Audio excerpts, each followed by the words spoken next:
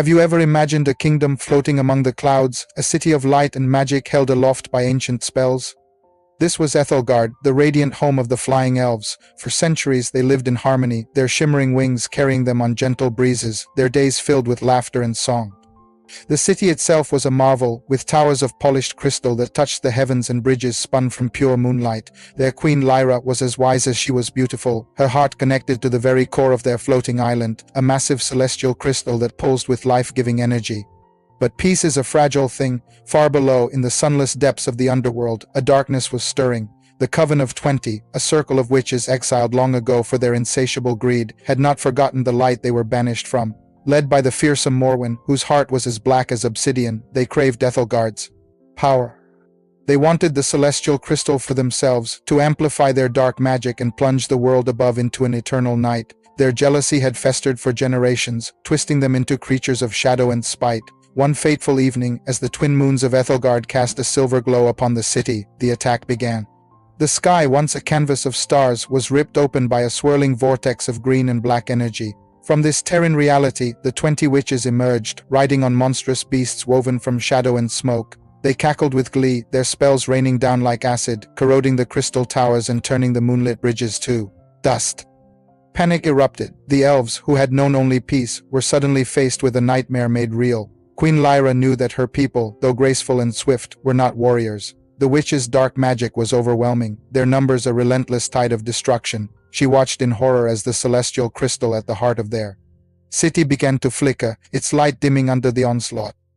If it fell, Ethelgard would fall with it, plummeting into the dark abyss below. Desperate, Lyra gathered her most trusted advisors. They needed a miracle, a new kind of magic the witches would not expect. That's when a young elf named Kale, a historian and a dreamer, remembered an ancient legend.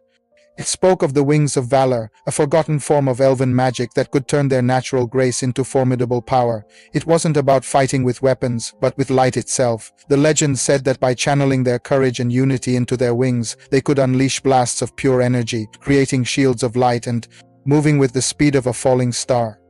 It was a risky idea, a forgotten art, but it was their only hope. Inspired by Kale's words, Queen Lyra addressed her people. She called for the bravest among them to join her, to rekindle this ancient power not through anger, but through their love for their home. Hundreds of elves answered the call, focusing their collective will. They poured their hope and courage into their wings.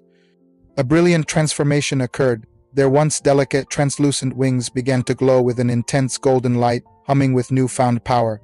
They had become the wings of valor. With a rallying cry from their queen, the glowing squadron soared into the chaotic sky. They were no longer just graceful flyers.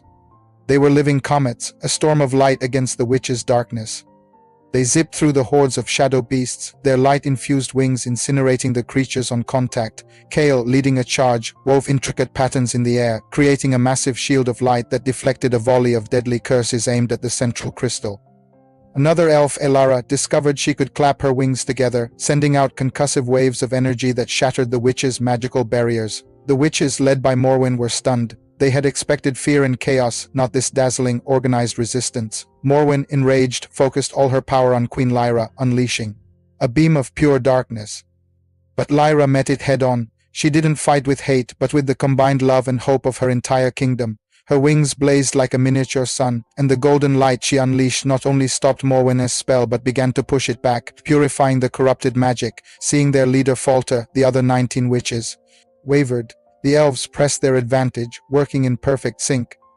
They flew in formations that created webs of light, trapping the witches and neutralizing their powers. It wasn't a battle of destruction, but one of purification. The light didn't seek to kill, but to cleanse. One by one, the witches' dark spells fizzled out, their shadow beasts dissolved, and they were stripped of the stolen power they wielded. Defeated and weakened, Morwen and her coven were forced back into the vortex they had created. As the last witch vanished, the portal sealed itself with a final flash of golden light. Silence fell over Ethelgard, broken only by the gentle hum of the celestial crystal, now glowing brighter than ever before, healed by the elves' courage. The city was scarred, but it was safe. The elves had discovered a strength they never knew they possessed, a power born not of war but of unity and love for their home. From that day on, the Wings of Valor became the honored guardians of the Sky Kingdom, a shining symbol that even in the face of the darkest night, the brightest light can be found within. Thank you so much for watching this story unfold. If you enjoyed this journey to Ethelgard, please hit that like button and subscribe for more magical tales. See you next time.